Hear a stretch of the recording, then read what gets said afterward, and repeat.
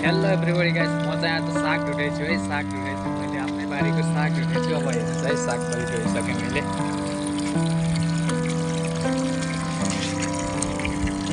साग अब यहाँ यति धेरै ढुँडेर राखेको छु।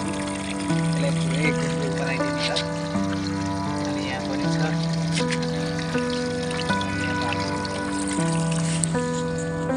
चाहिँ सागहरू ढुँड्ने कार्यक्रम गर्दैछु है।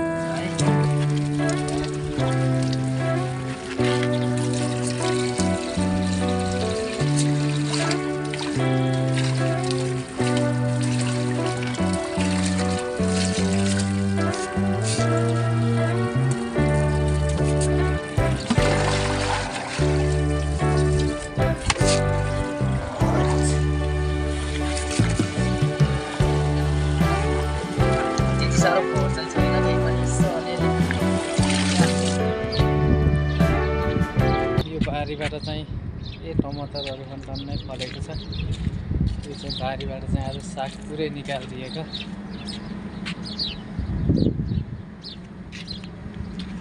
यहाँतिर त यस्तो ठुलो ठुलो भएको थियो नि, थोरै साग त हामीले यहाँ जम्मा गरेर फालिदिएको छ। अलि बिग्रिन लागेको सागहरू चाहिँ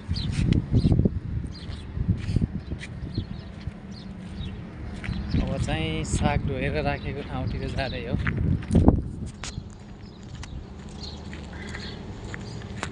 साग धोएर चाहिँ एउटा फुल्ली राखिएछ। यदि सागलाई सबैलाई गुन्द्रुक बनाइदिने हो मस्त।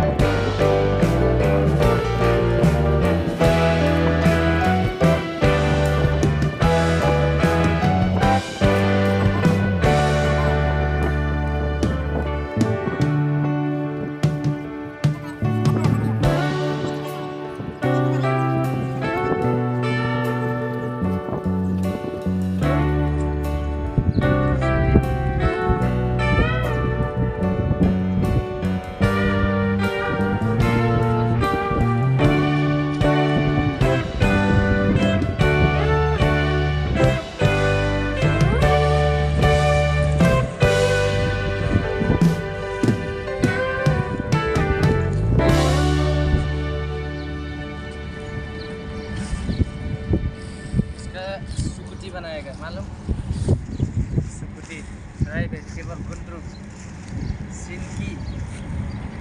बात करो बांग्लादेशी देगा थोड़ा तुम्हारे लिए, बांग्लादेश लेके जाओ, बाद में फैमिली के बना के खिलाओ। सही है।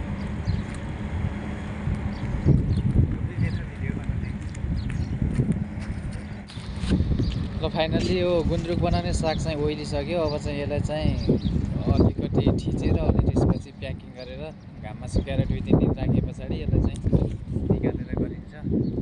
फाइनली अब मेरो गुन्द्रुक 2-4 दिनमा रेडी हुनेछ है। यो चाहिँ A to Z गुन्द्रुक चाहिँ रेडी गरेको सबै भिडियो चाहिँ बनाएर हाल्छु ल।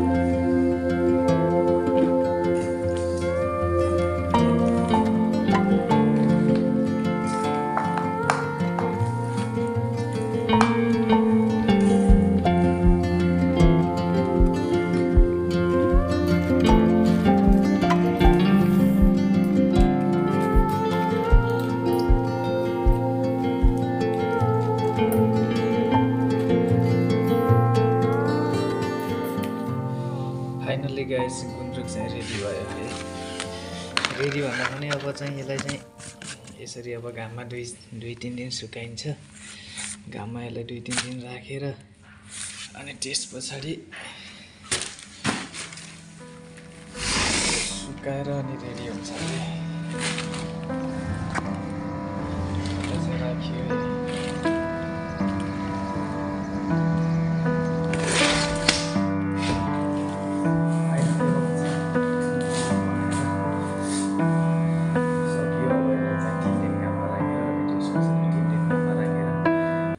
सुकाएर घाममा फेरि निकालेर सुकाएर यसलाई चाहिँ डिब्बामा राखेर केही दिन सुकाइयो। 3 दिन जति यसलाई सुकाइयो घाममा, डिब्बामा हालेर घाममा सुकाइएको छ। गुन्द्रुक चाहिँ घाममा राखेर सकियो।